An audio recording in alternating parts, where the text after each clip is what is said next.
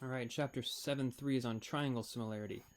Last video, we discussed what it means for two polygons to be similar. If they have the exact same angles and proportional sides, they are similar shapes. Proportional sides means like this was 3 and this was 4, and this was 9 and this was 12. That's proportional because they both multiply by 3. Similar shapes.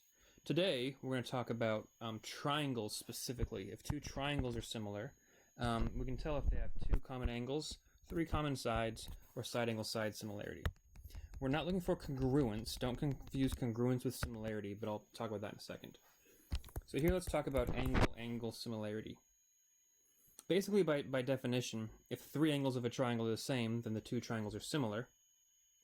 Well, that means if two angles of two triangles are the same, then they're similar. Because if these two angles are the same, 15 to 15, 48 to 48, then whatever this is must also be the same.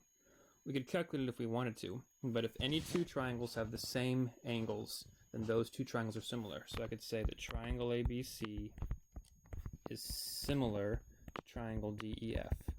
Remember, that little tilde means similar. So if ever you see two triangles where two angles are the same, doesn't matter anything else, then you know those two triangles are similar. They might also be congruent, but that would mean their sides are also the same. And I'm not sure if I made this clear last video, but if two things are congruent, they are also similar. It's just they're two similar shapes that are the exact same size. So angle-angle similarity is pretty straightforward.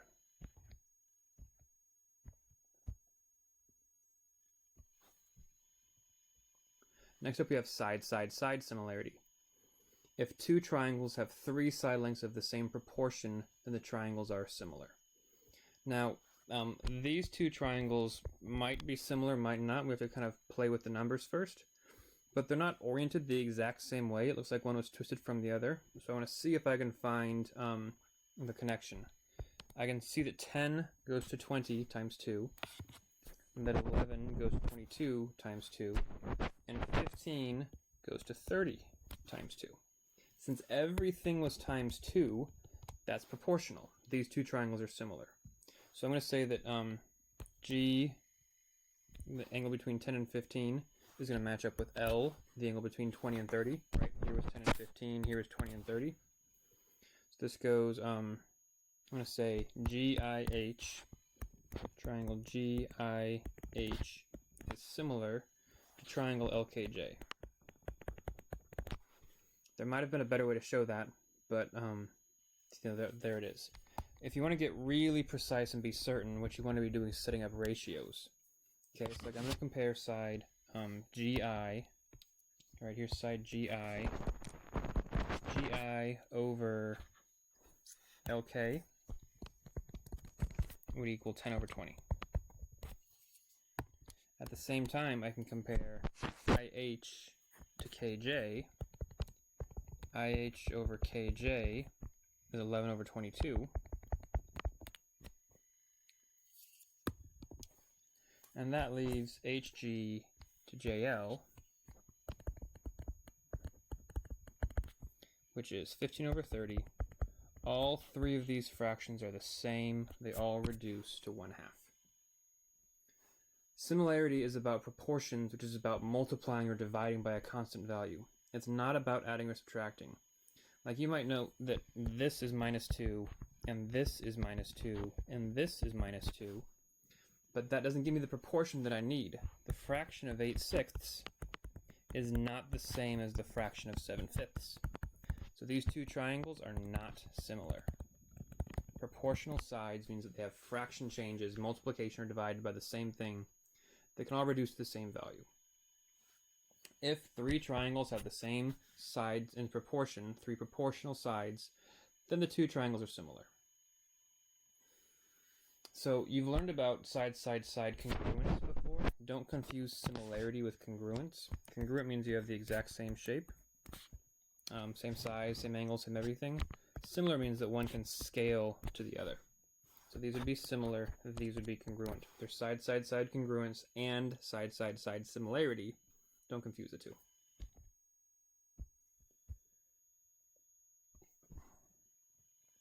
The last version is side-angle-side similarity, and I have no idea what this little ghost triangle in the background here is. So I'm going to take this triangle and redraw it. So this triangle right here was supposed to be like this. If ever you're drawing a triangle, going super helpful. Look in order from left to right. Kind of go around the horn here. This has a side, then an angle, and then a side. This is a side angle side triangle. I want to see if the proportions of these two sides match these two, and if these angles are the same. So the angles are the same. So the question is, are the proportions the same also? If I check 60 over 40, does that equal 33 over 22? Well, both can reduce. 60 over 40 can drop to 6 over 4, and 6 over 4 is 3 over 2. 33 over 22 can both divide by 11, so that's 3 over 2.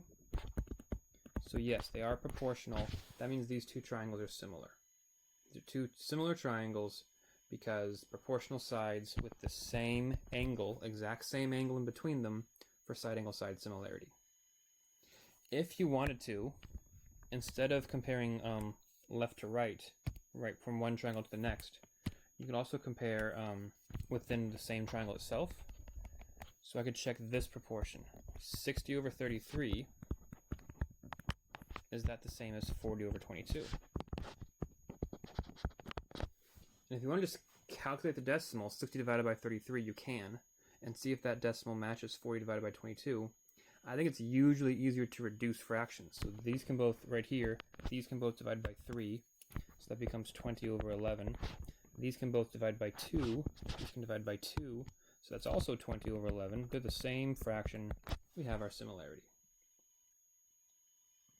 Okay, those three types of similarity, angle, angle, side, side, side, and side, angle, side, are the three you need to accomplish any triangle similarity. Because if you have like angle, angle, side, like say you had an angle, angle, side triangle, well then you already have angle, angle similarities, so you know it's going to work. And if you have angle, side, angle, you again already have angle, angle similarities, so you know it's going to work. So these are the three that let you cover everything else.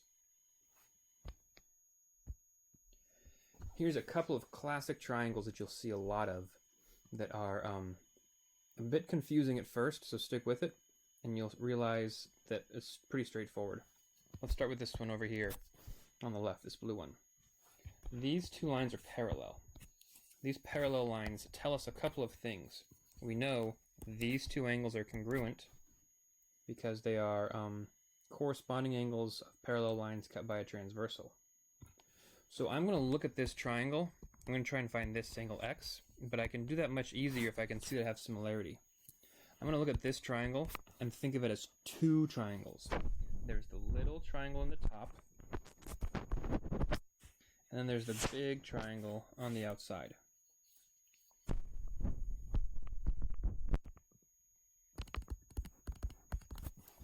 It's 4 plus 2 and 1.5 plus x for their side lengths. Like, I know this side length here is actually 6. It's really just 4 plus 2. This side length here is 1.5 plus x. I'm going to write that sideways as opposed to vertically just to make it a little bit more obvious. This is 1.5 plus x in length, and this is 6 in length. Now notice with the little triangle, I'm going to draw a little triangle a little better now. The little triangle shares this angle right here with the big triangle. They both share that angle. And we knew that these two angles were the same because of the parallel lines, the transversal. So we have angle-angle similarity. We know the little triangle is similar to the big triangle. That means that they are proportional. So I have to ask the question, what is the ratio, the common ratio to get from one to the other? 2 to 6 was times 3. So from 1.5 to 1.5 plus x has to also be times 3. If I take 1.5 and do it times 3, I'm taking this 1.5 right here. If I do that times 3, that should come out to 1.5 plus x. You might think, isn't this easier? Can I just say that this doubled? This was times 2, so this would be times 2, and this equals 3? Yeah, that's going to work also. But watch what happens here. We get 4.5 equals 1.5 plus x. Subtract subtract the 1.5 from both sides, and x equals 3. So this x value is 3. That was our job, finding the missing length. We first had to determine if we had similarity. Okay, we then had to use proportions to solve. Really proportional reasoning. I actually never set up a proportion itself. I just found the common ratio and used proportional reasoning to solve. So this triangle inside another triangle with parallel lines, the fact that these two lines are parallel is key. That is a pretty common thing to see. It comes up a lot. Okay, I'm going to determine if these two triangles are similar. We've got a triangle here and a triangle here. Let's determine if they are similar. Well, I know these two angles are the same because they are vertical. You know, I just start marking things that I know. I know these two angles are the same because they're vertical. And you might be tempted to say, well, 6 to 12 doesn't match 9 to 8. Right? This was times 2. This is times 8/9, I think. So they clearly aren't proportional. But you have to check other combinations of sides also. Turns out that 9 to 12 is going to match 6 to 8.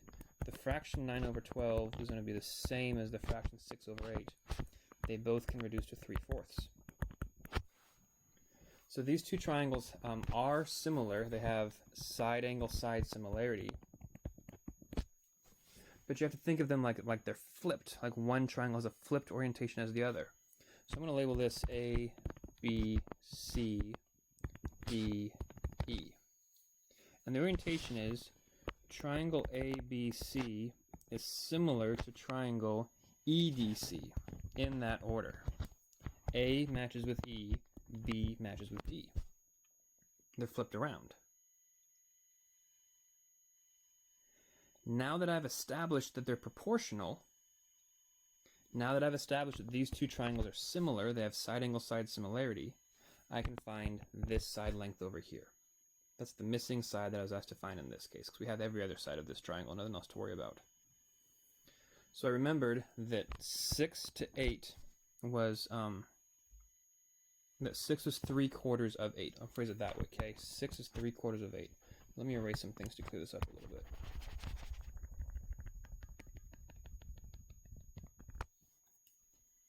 So the question is really like 6 times what gets us 8? We could say that 6 is 3/4 of 8. You can think of it that way if you wanted to. Let me just stick with that. I'm going to ignore this for a second. I know that 6 is, the equal sign means is, 6 is 3/4 of 8. Well, that means that 15 is 3/4 of x. Matching up these two. 15 is 3/4 of x. If I wanted to solve that for x, I would multiply both sides by 4/3. Multiply both sides by the reciprocal of 4/3. 4 times 15 is 60, and 60 over 3 is 20. X is 20. Now, this can be kind of a brain-bending, kind of painful thing at first when you first come across this idea of the proportionality, the flipping side orientation, and then the common ratio. But basically ask yourself the question, you know, it's usually easier to go from bigger to smaller. Probably should have done it that way, but actually, no, smaller to bigger is fine. 6 times what gets us 8? You can ask it this way, okay? That one I just erased. 6 times something, I'll call it A. 6 times something gets us 8. So the something is 8 over 6. And 8 over 6 is really 4/3. Well, 15 times that same something gets us x. So 15 times 4/3 gets us x, and that gets us 20. Trust the math and run through it. A final thing, just real quick here, there's these 3 properties of symmetry. Symmetry is reflexive. That means that if triangle ABC is similar to itself, triangle ABC is always going to be similar to itself. That's reflexive. We also know that it's symmetric.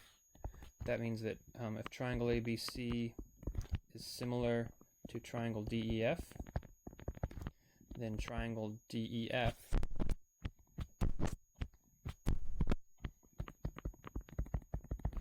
is similar to triangle ABC. That's symmetric. If two triangles are similar, that goes in either direction. And the third one is transitive, the most useful one in my opinion. At least the, interesting one. If ABC is similar to DEF, and DEF is similar to GHI, then we can conclude that ABC is similar to GHI. So the properties of similarity are like the properties of addition or multiplication. They're reflexive, or of equality, properties of equality. Symmetric, reflexive, and transitive. Same with congruent. Okay, to recap, triangle similarity can be found with angle-angle, side-side-side, or side-angle-side similarities. Always check for the ratios. The sides must maintain their proportionality. Look for similarity, then use it to find values. And property of similarity is the same as that of, I said addition, but I really want to say equality. Same as equality. Next video, we'll apply the properties of triangles, which just means we take the stuff we just learned and do stuff with it. Thanks for watching. Stay safe.